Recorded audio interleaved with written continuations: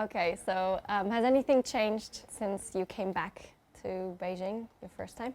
It feels reassuringly familiar, and it's wonderful to see Beijing sort of alive and sort of buzzing with arts and culture. We went to the National Center for the Performing Arts the other day and felt like the old times. What is the root, I wonder, between this very close connection of the Philadelphia Orchestra and China? It goes back to 1973. The Philadelphia Orchestra was the first American orchestra to come to China. What happened was that the orchestra not only gave magnificent performances with their then music director, the legendary Eugene Ormandy, but also the musicians of the orchestra took time to meet people in China, music students, audience members. They took time to walk around and to come and do pop-up performances before pop-up performances were a thing, at hospitals, at schools, even just out on the street. That made an impact beyond the concert hall. And so bonds were formed in 1973, human bonds, that have only grown in the 50 years since then. So something very special happened. What significance does the 1973 tour of China of the Philadelphia Orchestra hold in the history of the orchestra, but also maybe in the broader sense of cultural exchange between those two countries? The Philadelphia Orchestra has always been at the vanguard of things.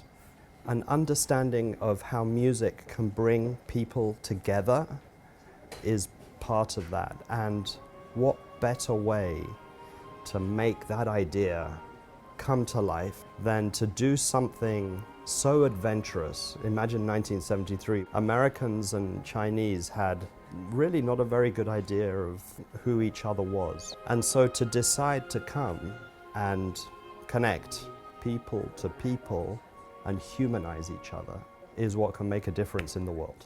So the Philadelphia Orchestra is one actually of the most traveled. Yes. Why do you keep on coming back to China specifically? What makes you return? We travel all over the world, but you're absolutely right. There's something really special about China. There's an incredible love of classical music here, but most importantly, the friendships that were made in 1973 are now into their second and third generation.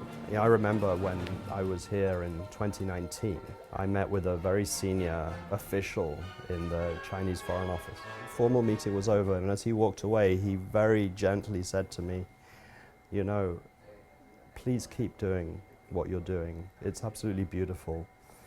My parents shared with me the story of when the orchestra came in 1973, and I've been able to share that story with my kids as well.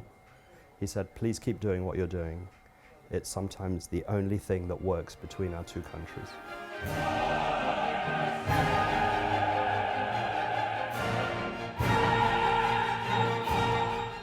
Cultural exchange thrives on differences, but can you also draw parallels between China and the US and music specifically? So that under the surface, all of that doesn't matter. Under the surface, differences in language, differences in geography, differences even in value system don't matter. We all experience music, whether it's Western classical music or thousands-year-old tradition of pipa playing, for example. It still touches us. And so I would say cultural differences are just the surface. We're moved by the same music in very similar ways. What I do find is that people are really interested in what we're doing at home. The colleagues we work with always want us to bring, some traditional repertoire and also some new repertoire. And they love when we collaborate with Chinese composers. For example, we've done a major piece by Tan Dun here and many others, or we collaborate with Chinese artists. We recently did a Lunar New Year concert in January, both in Philadelphia and New York, which was part of the I Sing festival, where we performed Tang poetry set to music. It was one of the most moving things we have ever done, and I'm very excited. We're going to be doing a couple of those poems in our residency here. You mentioned in your speech yesterday, which I thought was very moving, that the ultimate goal is in the next 50 years we can celebrate the 100th anniversary of this special occasion. What steps are you taking towards this goal for now, and what are you planning to do in the future for it? You know, we think the Philadelphia Orchestra is America's greatest export, you know, in terms of just how it changes, how through our music we change people. For the Philadelphia Orchestra to be back in China represents a recommitment to fundamental values of music and culture that we believe and we live every day.